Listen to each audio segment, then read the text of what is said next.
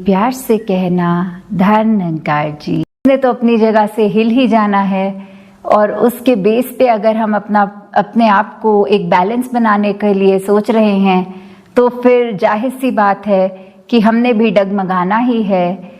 तो कैसे हम अगर सच्चाई की बजाय मिथ्या को सच मान लेते हैं तो अंदर से सिर्फ रोने और कुर्लाने के अलावा कुछ बचता नहीं है।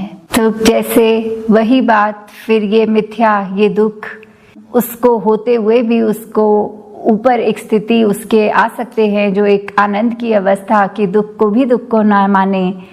तो कैसे फिर अवतार बानी में ये दर्जित है कि जगदा मालिक याद होवे ता दुख भी देंदा दुख नहीं, जगदा मालिक याद होवे ता रहंदी कोई भुख नहीं।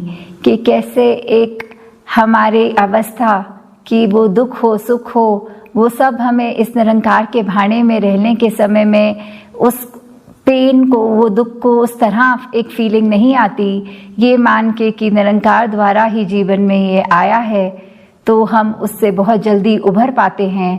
वो सिचुएशन हमारे को फिर बहुत टेम्पररी लगती है।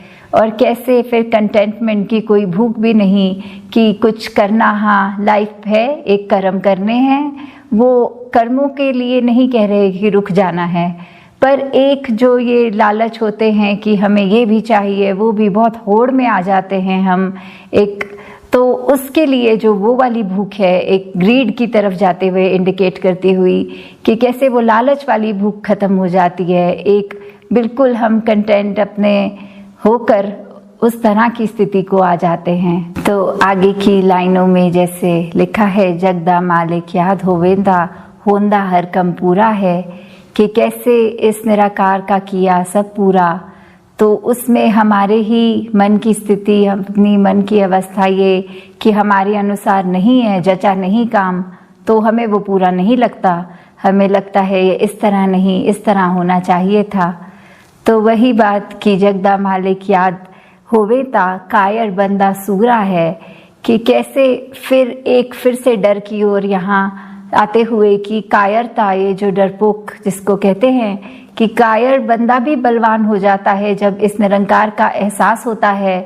तो कैसे जो हमारे को ये लग रहा होता है कि ये कार्य हम नहीं कर सकेंगे, हम इतने समर्थ नहीं हैं, या कोई भय हमारे अंदर हमें ऐसे काट रहा होता है जो हमें कोई अच्छा कर्म करने से रोक रहा होता है। तो जैसे ही ये निराकार याद आता है, इसका स्मरण होता है, तो फिर एक जो बल मिलता है, ये मन को मजबूती मिलती है। तो फिर वही व्यक्ति जो एक समय कुछ चंद पलों पहले कायर, वो अब इतना सूरमा, इतना बलवान कि सारे कार्य अच्छी तरह अपने कर रहा है।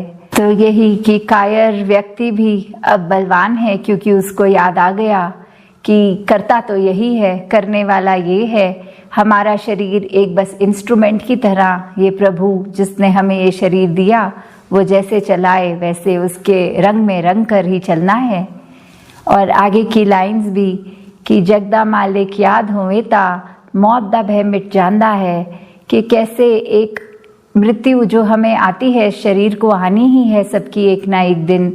तो जितना समय हम जीवित हैं उस डर में ना जिएं कि हमारी मौत कब आएगी, हमारी ये प्यारी जिंदगी हमसे छूट जाएगी। तो ये तो सच्चाई है कि मौत ने तो आना है।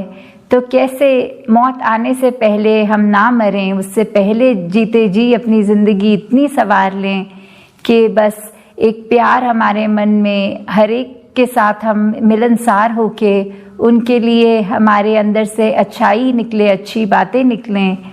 कैसे हम अपने लिए भी एक ग्रोथ की ओर बढ़ते रहें, अपने आप को भी एक दलदल में, एक वेब में जैसे फंसाते हैं वैसा ना करें, अपनी ग्रोथ करते जाएं।